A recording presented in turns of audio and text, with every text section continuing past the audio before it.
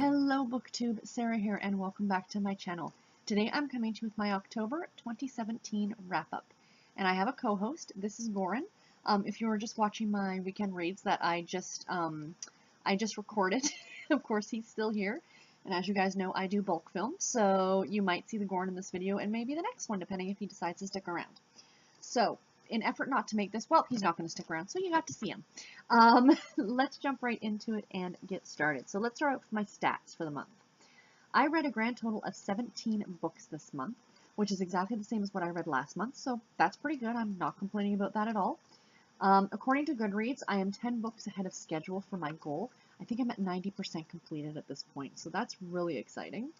I read 1 2.5-star book, 6 3-star books, 5 3.5-star books, 4 4-star books, and 1 4.5-star book. So no 5-star books this month, but that's okay. I still read some really great books. I read 7 romance novels, 3 romantic suspense, 3 general fiction books, 1 historical romance, 1 nonfiction book, 1 cozy mystery, and 1 paranormal romance. Sorry for the camera shaking. He's now jumped down from the tower and decided to lick the table for some reason. I read 14 adult books and 3 middle grade books, 3 books published in the 1980s, 4 published in the 2000s, Goran, please stop, bud, 9 published between 2010 and 2016, and 1 published in 2017. I read 8 ebooks and 9 audiobooks. That's a good mix, and I quite like that. I like that quite a bit.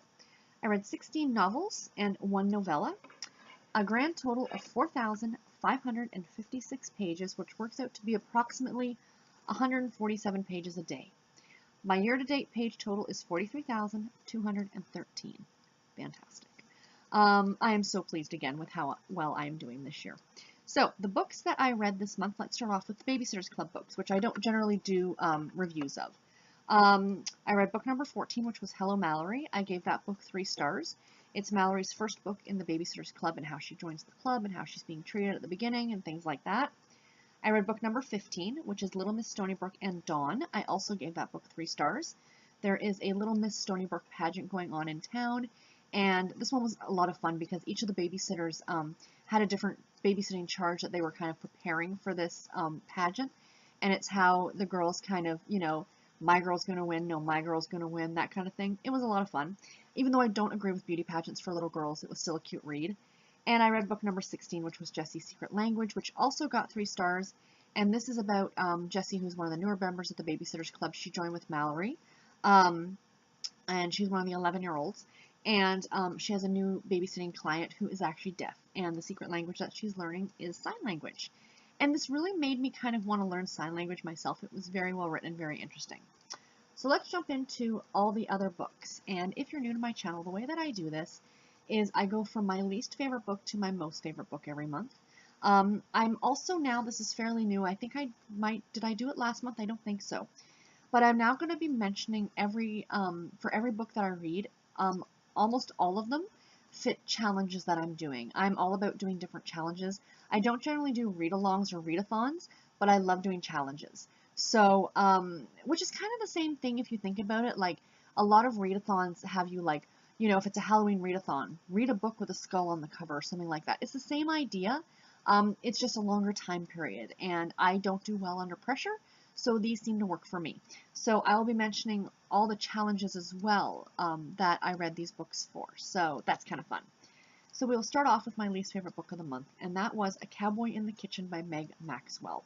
I had a lot of hopes for this book, and unfortunately it really did fall flat for me. I gave it 2.5 stars and 3 hearts. If you're, again, new to my channel and you're curious about the heart rating, that is the adult content in the books that I read, and in the description box below there will be a little kind of telling you about what each of the heart ratings mean if you're interested. It has an average rating of 3.68 stars on Goodreads. It is the first book in the Hurley's Homestyle Kitchen series. This was published in 2016, and this fit one challenge, which was the Triple RC challenge for October.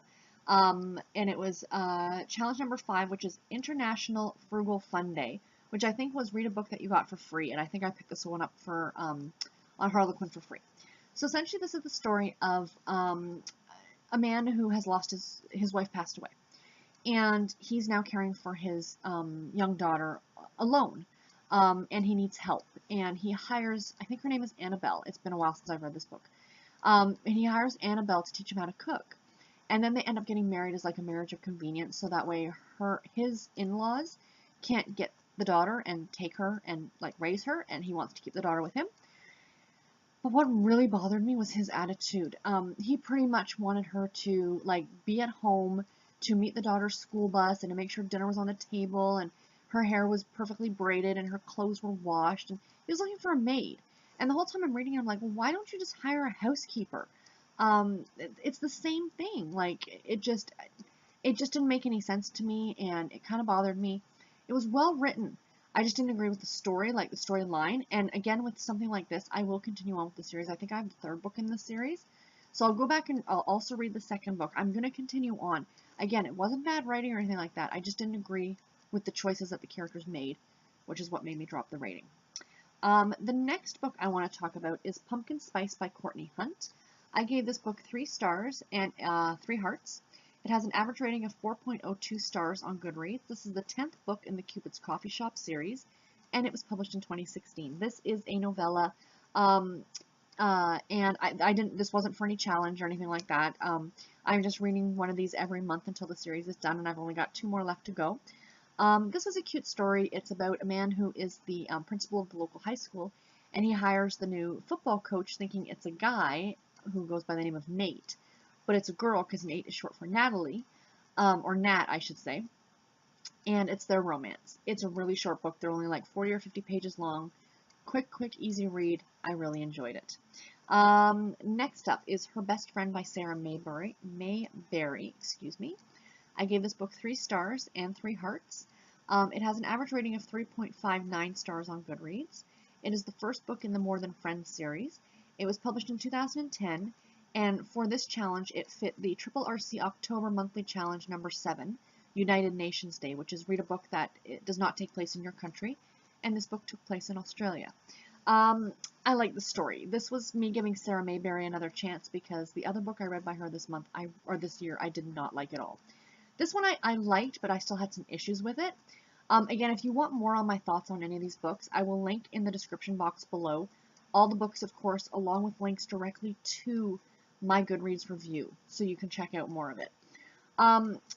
This was about 2 people who had been best friends since they were kids, a guy and a girl.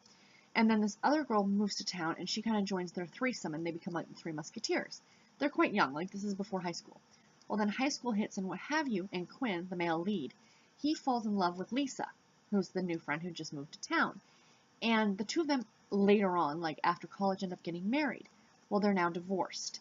And he's back in town helping, and I cannot for the life of me remember the main female lead. I do apologize. He ends up meeting back up with her, and a relationship starts, and I just thought it was kind of weird. He was married to another best friend, and, you know, like, I don't know, I didn't feel the romance. It came on very quickly. I mean, yes, I know they've known each other their entire lives, but it just didn't, there was just something about it that just didn't sit with me. Again, the writing was great, and I will keep trying to read Sarah Mayberry. Maybe eventually I'll come up to a story of hers that I actually like the characters and I like what they do.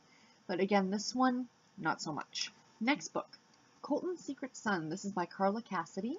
I gave this book 3 stars and 3 hearts.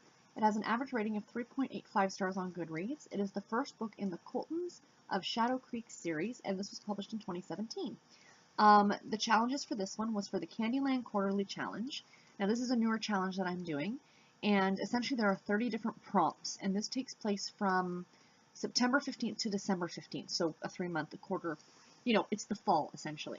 And it follows the Candyland game, so all of the prompts have something to do with the Candyland game, which is a lot of fun. And you can pick what level you want to do, whether you want to only try and read 5 of the 30 books, or 10, or 20, or whatever. I started out low, and I'm slowly working my way up. My goal is to finish all 30 in the 3 months, so we shall see. It's fun just trying to, like, you're reading your books and just trying to slot them into where they might go. So this one fits into task number 28, and it says, over 40 million copies of Candyland have been produced. Read a book that has a large family in the story, or a book with many characters, and this one obviously fit the bill. I also read this for the Harlequin Romance Monthly Theme Reading Club for October. This is a club that is a reading club run by Sissy over at the BookTube, the Romance Queen of BookTube. She has a Facebook group. I will link it in the description box below. And every month we read a different Harlequin book based on a theme. So that's a lot of fun. Anyway, this story is about a man who has come back to his small town because his mother, I think like 10 years earlier, had been arrested for murder and she was serving time in prison. Well, she has now actually escaped. And I think he's a Texas Ranger, and they have asked him to please take a leave of absence from his job until his mother is caught. I guess, what's the word I'm looking for? You know, the familiarity with the whole thing. So anyway, the overarching story in this series is going to be the mother and her escape and all these things. Well, when he comes back to town, he finds out he, of course, has a secret son, hence the title.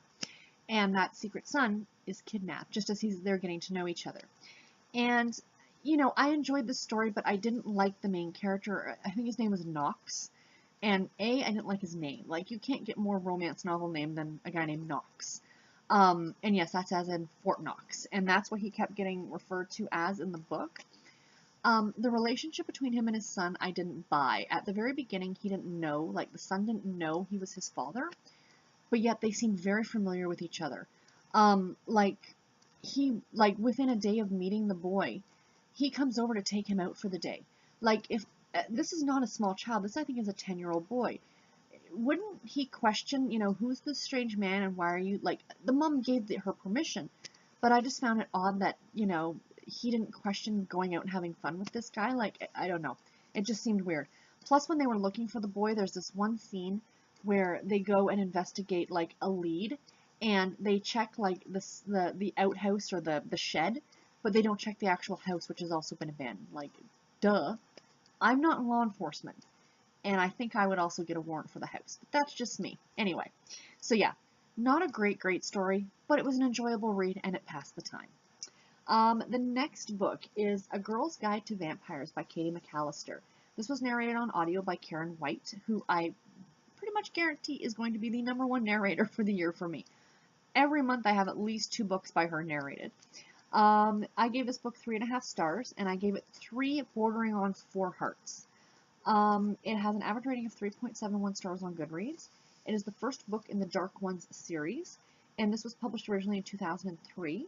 I read this for the RRC monthly challenge for October, and it was challenge number 3, which was the featured author challenge, and Katie MacAlister was the featured author for the month of October. So this was a vampire book, and you guys know I'm not huge on paranormal stories that involve vampires and witches and zombies.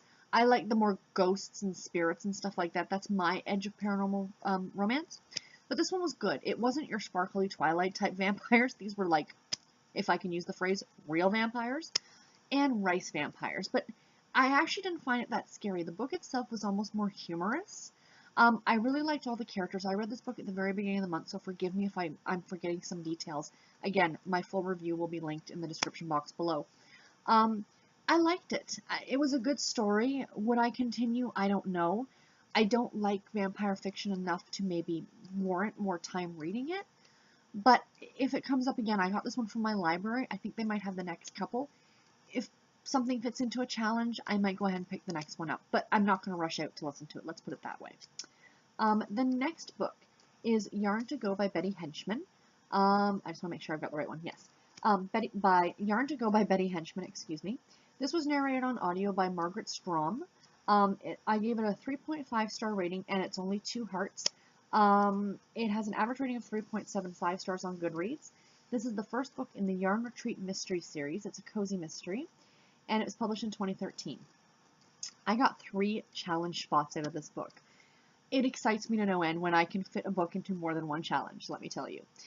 So I read this for the Past the Parcel Round 9, which is a challenge I'm doing in the RRC group, where this runs for 10 weeks, and you're in teams, and you're given prompts every single week to read books, and then you pick the book, and the team that essentially the most readers read all the books, you win bragging rights for that round. So this is now round number 9.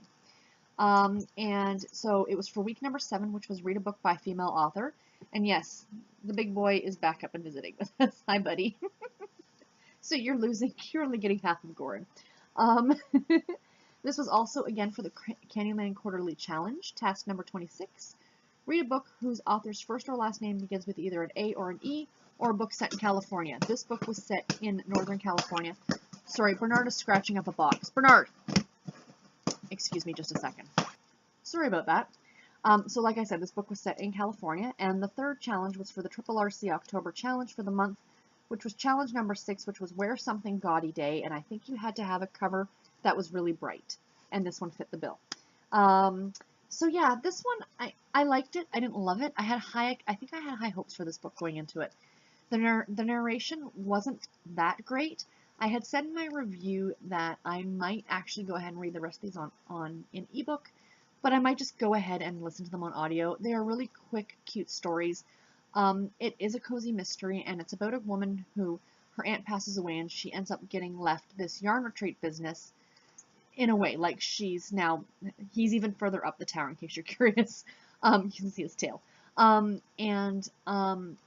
Leaves this yarn retreat business. So, because she can't refund the people this money, she ends up putting on the retreat, even though she does not know anything at all about knitting. And there's a lot of discussion about knitting, of course, in the book, which is a lot of fun. And this story almost played out like And Then There Were None by Agatha Christie, where you've got this group of people together and one of them is murdered. And now it's kind of try to figure out which one of the group actually did it. And I have to admit, I was stumped right up until the end. But yeah, it was a good enough story. I enjoyed it. I think it was just that I went in with higher expectations than the book delivered, if you will. So, not a bad book if you like cozy mysteries. Definitely check it out.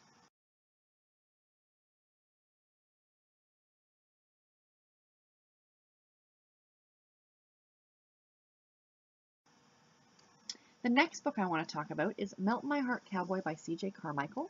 I gave this book 3.5 stars and 3 hearts. It has an average rating of 4.0 stars on Goodreads. It is the first book in the Love at the Chocolate Shop series, and it was published in 2016. Again, I got 3 challenges out of this one, and this was for the Triple RC October Monthly Challenge number 10, which was a Reader's Choice book. Pretty self-explanatory. This was also part of the Connections Challenge that runs from October 1st, 2017 to September 30th of 2018. So this runs for a whole year.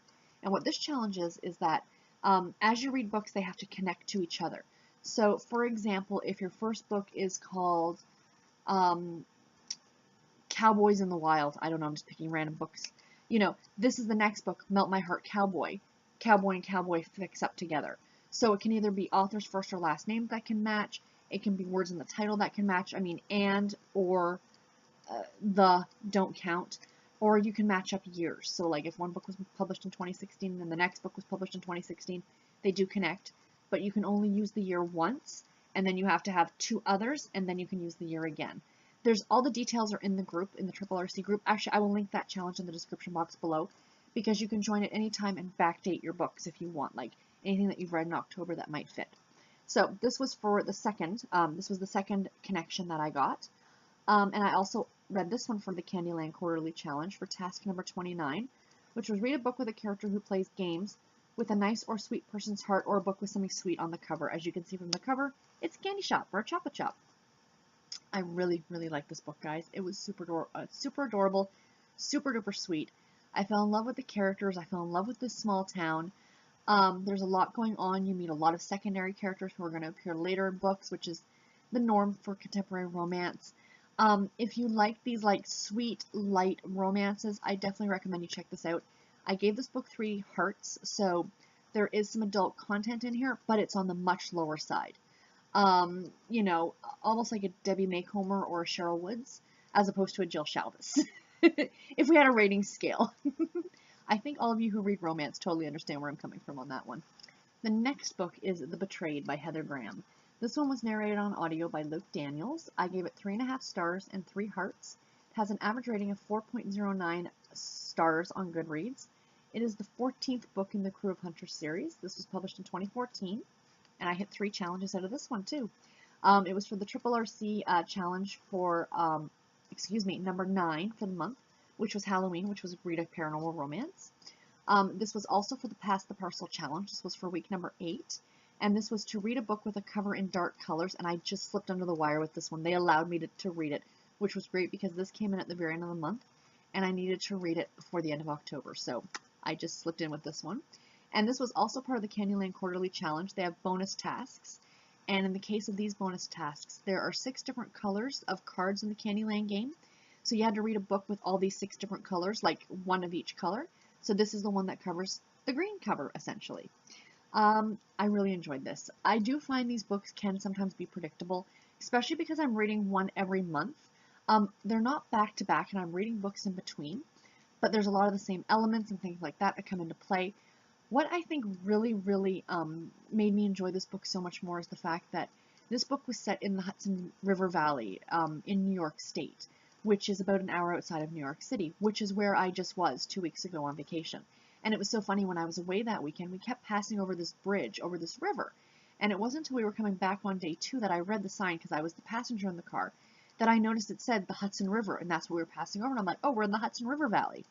So this takes place in Sleepy Hollow in that same area, and it takes place at Halloween. So it was like the perfect thing that I'd been there and I'd seen this location, and, you know, we were not camping, we were staying in a cabin, but we were in the mountains, in the Catskill Mountains, and, you know, at night, like, you know, driving through the mountains and seeing those little small towns, I could totally get a feel for the location, and that made the story that much better. Plus it took place right at Halloween, and as I was listening to this, Halloween was fast approaching, so it was just the perfect storm, and I really enjoyed this book. I mean, I love all of Heather Graham's books, but it just added that much more to the story. The story did have a slight gory creep factor, where someone is beheading people, a la the Headless Horseman, and yeah, so they're trying to find the killer, and it's really good, and I highly recommend it. The next book is Occult America by Mitch Horowitz. This was narrated on audio by Paul Michael Garcia. I gave this book 4 stars, and it has 0 hearts. This is a nonfiction book, so there is no adult content in this book. It has an average rating on Goodreads of 3.45 stars. It was published in 2009, and I fit 2 challenges for this. It was the first book for the Triple RC Challenge, which was O for October, read a book that starts with O. And this also fit into the Candyland Quarterly Challenge for task number 16, which was read a book with a title that has red or black letters. Obviously fits. So like I said, this is nonfiction, and it's all about the occult. Now, as I read the back of the book, I assumed it was like the history of the occult in America and different practices and things like that, but it's really not. It's broken down into different chapters, and it's more like the history of specific things, like seances or the Ouija board or, you know, things like that. It was really, really interesting, and I really did enjoy it. I love history, and just hearing about colonial America and different people who came over from Europe and the kind of superstitions and beliefs that they brought with them, going into the powwow of the Pennsylvania Dutch and things like that, is something I've read about before and I found very interesting.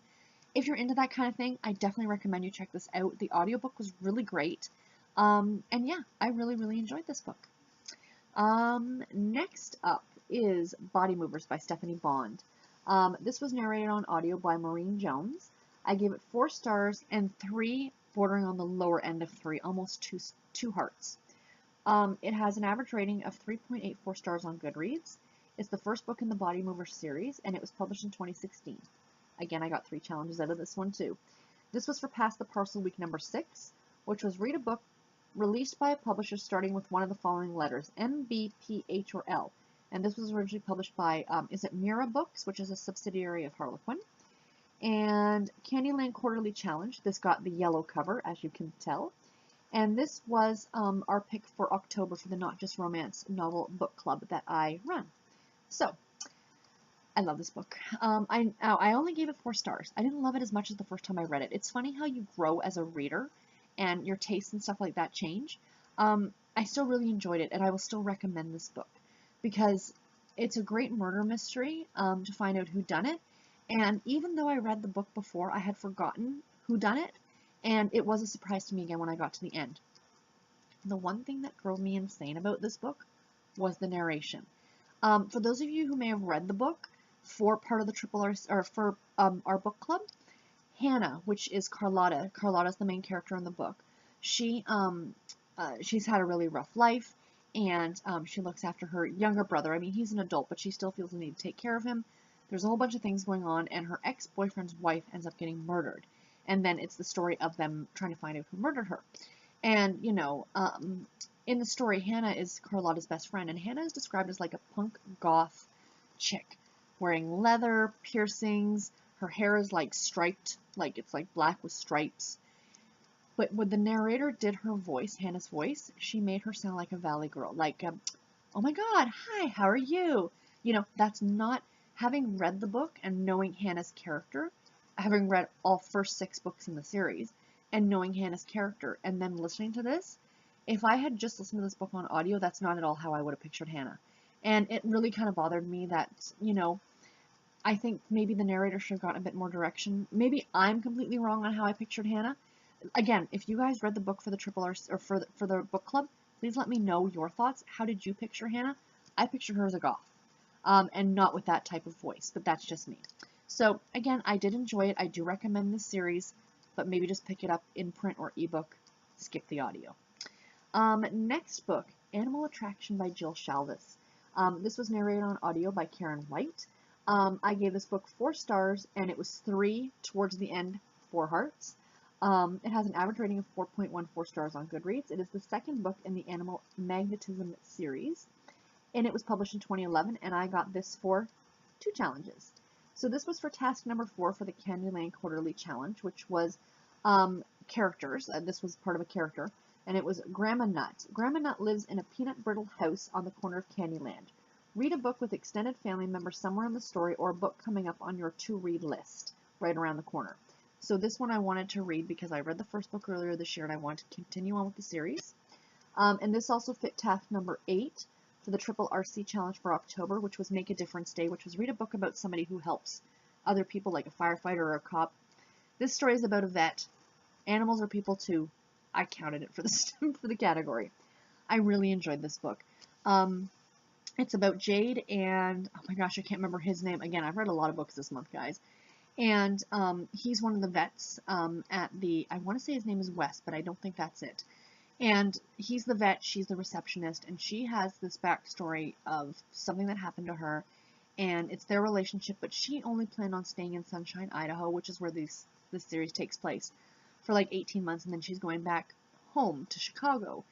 And so they know their time together is limited, but he's trying to convince her to stay.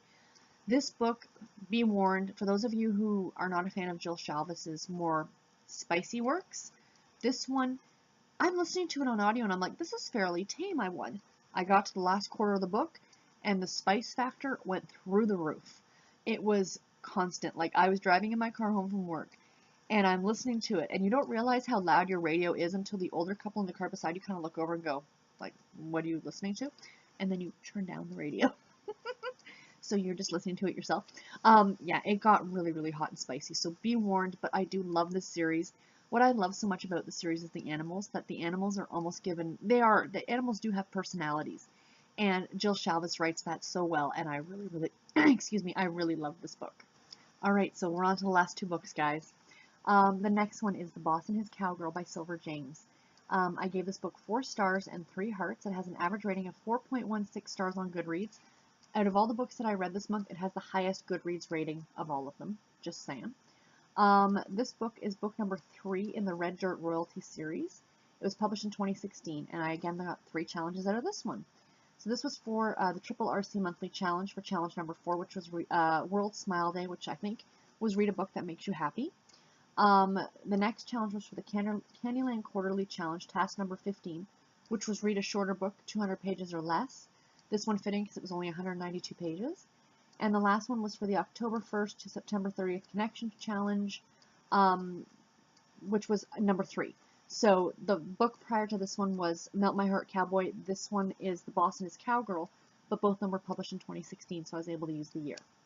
I love this book. I love Silver James. She really, really is one of my new favorite authors. I highly recommend that you check this series out. It is fabulous.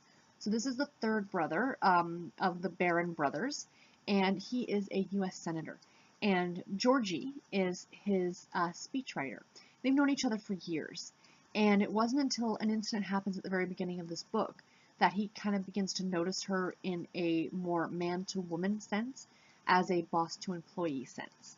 And what I loved about this is after they started their relationship, because you do know, of course, they're going to be a relationship, but the relationship happens rather early on in the series, in the story, excuse me.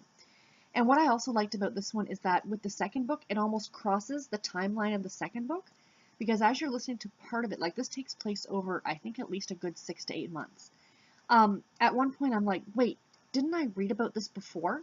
And it did, because it crosses over with the second book and the timelines. Do you know what I mean? And it was quite, the author did very well. You know how that part of the story kind of ends up, but you're still back in that scene, but from a different character's perspective, and it's really interesting. Anyway, when their relationship begins, it's alluded that she has to go to the doctor, and that she got some test results back. And my first thought as I'm sitting there reading it, rolling my eyes, like, oh, she's pregnant. Isn't that amazing? Women in romance get pregnant so easily, as far as I'm concerned. But that's immediately what I thought, but that's not what it was. I'm not going to tell you guys what it was, but it was so well written and so well done. Hats off to Silver James, literally, because she did a fabulous job writing about a very difficult topic that affects women, so that should be a hint right there for any of you, again, without giving anything away. Very, very well done. I really, really enjoyed it, and it was how their relationship now had to deal with this. And I loved it, and I love this series, and I'm so looking forward to reading the next book in the series and reading more from this author, because she's just fantastic. And my favorite book of the month, When Beauty Tamed the Beast by Eloisa James. This was narrated on audio by Susan Durden. I gave this book 4.5 stars, and it has, and 3 hearts. Has an average rating of, I didn't write it down, but I think it was over 4 stars on Goodreads. It is the second book in the fairy tale series, so this is a retelling of Sleeping Beauty, of Beauty and the Beast, obviously. This book was published in 2011, and I read this for the Pass the Parcel Challenge for week number 4, which was from one of the Goodreads lists, which was Ginger Women, Redheaded Heroines in Romance, and the main character is a redhead. So, Beauty and the Beast retelling. She is the most beautiful woman in all the land, in all of, London during that season or all the seasons, and she's just concerned that somebody's going to marry her who doesn't love her, who just wants her fortune. And again, because she's absolutely devastatingly beautiful. And you're told this a lot, but it's not shoved down your throat, which is what I should rephrase that. It is told to you a lot, but you don't feel sorry for her. You know what I mean? Like, oh, poor little pretty girl. Oh my goodness, you poor thing. You don't get that feeling with her. Lisette is her name, and she's just lovely. And I can't remember how. I read this book very early this month, or in October, but she ends up going to visit this man, and he's actually a doctor. And his character, and it wasn't until after I'd finished listening to the book. This isn't really much of a spoiler, because you'll probably figure it out for yourself, and it doesn't give anything away of the story. But it wasn't until I listened to the author's note at the end of the story that his character, Piers, was based off of the TV character House. He's considered not to be, he's a beast. He's mean and he's nasty, and he's, walks with this limp because he's got a problem with his leg. And so he uses a cane, much like Dr. House. Now, I've never actually watched House, my husband did. So I caught bits and pieces, so I kind of understand the character. And I got the connection right away. And it's their relationship, and it's wonderful. And it's wonderful how they teach each other and grow from each other and learn from each other. The other interesting thing about this story is that part of the story, one of the storylines within the story is the scarlet fever kind of comes to the castle that they're living in, and it's how he deals with it and the aftermath. And it was very, very interesting listening to the medical knowledge of the time. Now, Eloisa James does take liberties with this series because it's not set in a specific time period. I mentioned this when I read the first book earlier this year, that most historical romance novels you'll read, it'll be like Arizona 1816 or whatever. This doesn't have a specific time period set to it. At the author's note at the end, you're kind of given the general overall period of when it may have taken place, but they almost take place outside of time, and it's like an alternate reality of that same time period, if that makes any kind of sense. And, they're a little different, but the medical stuff and whatever, I think she did her research, and it was really, really enjoyable, and I really liked it. So anyway, guys, that is my very, very long, and I do apologize, wrap up for the month of October. I hope you guys enjoyed it. Please let me know in the comments below if you've read any of these books, or if you're interested in reading any of these books. Or what was your favorite book that you read in October? I'd love to know. And until my next video, guys, take care and happy reading. Bye.